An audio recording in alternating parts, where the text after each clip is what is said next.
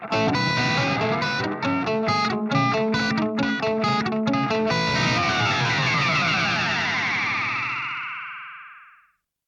hope all is well. So today I thought we'd look at something called control switches. So to follow on from a previous video I did on scene controllers, this is something on control switches, which do something similar, but with a different kind of layer of control in that you can assign it to a switch, a foot switch, an external foot switch to turn things on and off. So to make things easy, we'll make a preset from scratch. So for this, we'll go into our quick build. We'll hit our in and our out over here.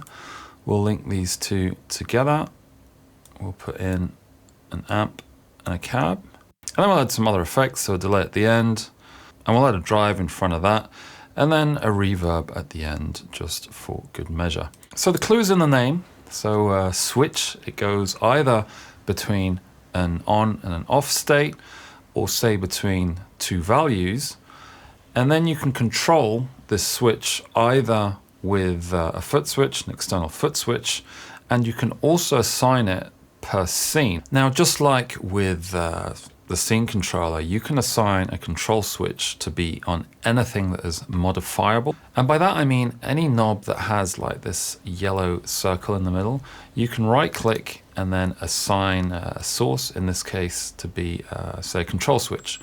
We have 6 different control switches that we can use. And the thing to note as well is that you can assign one control switch to change like as many parameters as you want, as long as you set them up correctly for each of the things that you want to change. So on this preset, I haven't done anything really special. So I've changed the drive to be an 808 OD, low drive, max level. And for the amp, we're using the Spawn Q-Rod OD2-1, just reduce the bass a bit.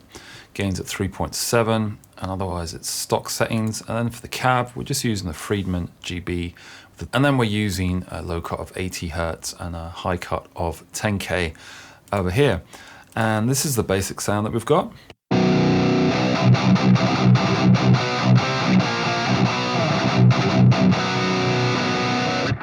So yeah, kind of throaty sort of gain. But the thing we're going to do here is that we're going to set up a control switch to basically turn on like a lead mode. And so say for lead on this one, maybe you want a bit more gain, or in this case, we can actually just add the boost to turn that on. And for that, you can see there's that small yellow circle here. So we can now assign a control switch to the boost button. So to do this, it's really easy. We'll right click on the boost, and then under source, we'll go to control switch 1. And then when the control switch is off, we want it to set to be off. And then when it's on, we want to set it to, or max, we're going to set it to on. Now, a quick thing about this page, I described this as well in my video on scene controllers. On the left-hand side, under parameter range, we're setting the values of the two values that we're going to switch between using control switch in this case. And then over here, under damping, is how quick that switch will be done. So in the case of turning on a boost, we want it to be done instantaneously. So we'll turn both of these to 0. So the thing is, if you want this to take more time to turn on, for example, you would increase the attack and the release to suit the sort of effect that you're doing or changing to an effect. We'll get into that a bit later, but for this first example, we're just going to be turning the boost on and off. So now the boost is set to be control switch 1. I don't have control over it here, as you can see. So if I click it, I can't turn it on and off.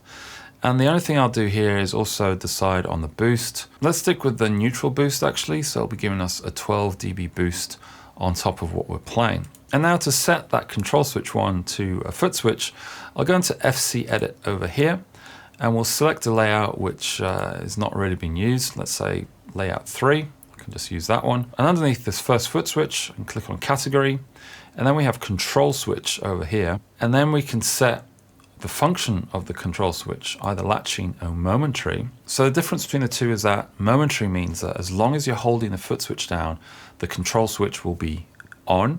And as soon as you release, it will turn off again. And latching is your typical behavior in that you press once, the control switch will turn on, and then you press it again to turn it off. In this case, we'll set it to latching as we want the boost to either turn on or off depending on what we're playing. And then we set it to control switch 1, And then I'll go back into the amp so you can see what it's doing.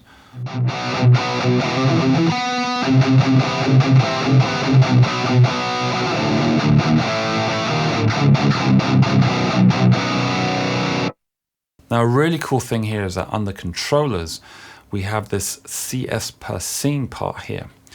And the cool thing here is that we have 3 options per scene. So for example, you could actually set a control switch and then use this section to decide whether that control switch is, say, on and off per scene. So it has 3 options, either off, on, or last.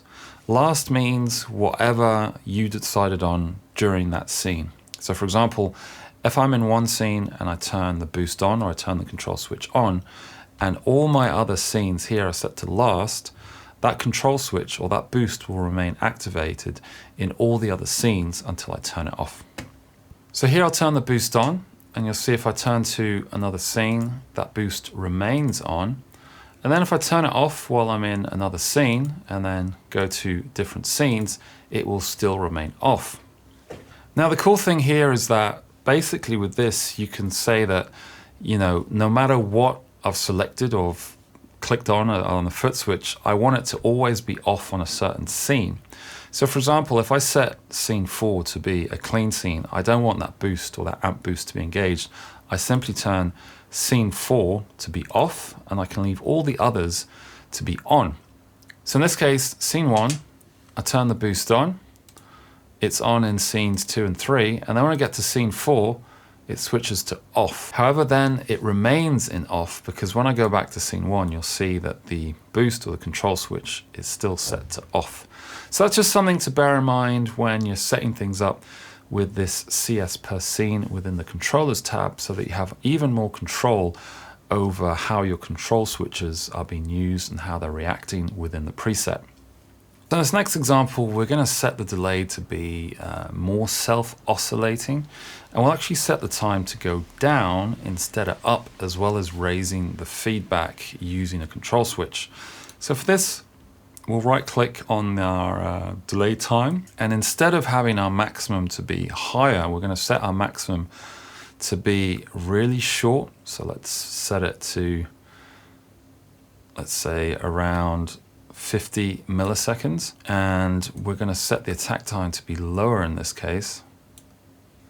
Let's say around 1 second for the attack and release. And then on the feedback, we're also going to set it so that it goes to 100%, and we're going to set it to jump to 100% immediately instead. However, under the release, we're going to set it to take 1 second to go between 100% to 20%, so we have more of that kind of fade out of the feedback, if that makes sense, so it's not as abrupt. So just a quick note about this damping side over here. So we have the attack and release times, and depending on how we set them, it's going to state how long it takes to go between the minimum that we've set and the maximum that we've set over here, and then how long it will take once we release the foot switch, in this case, to go between that maximum value and that minimum value. It might sound convoluted, but I think the easiest way is if I press the foot switch, and you'll see what it's doing. So basically, in this center part, we have the minimum value here and the maximum value up here. And currently, the way it's set up is that it's set to 0 milliseconds on the attack. So when I hit the foot switch, it will instantly go to the max value.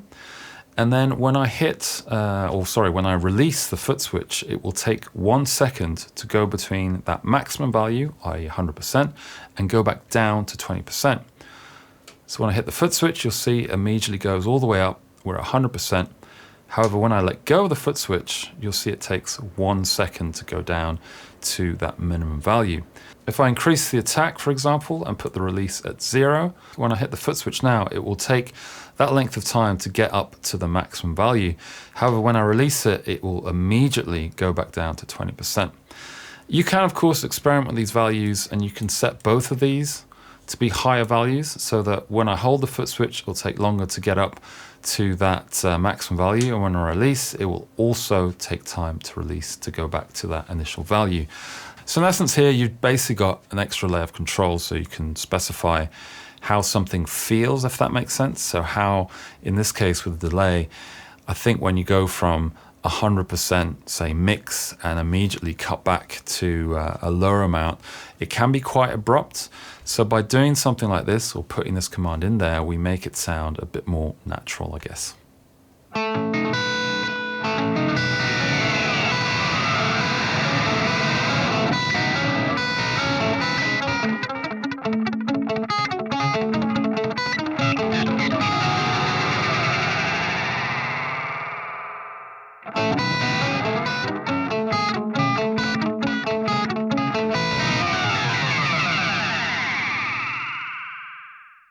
So there you go. I mean, it's two very basic ideas or usages of a control switch, but you can go absolutely nuts with this feature and really control as many things as you want.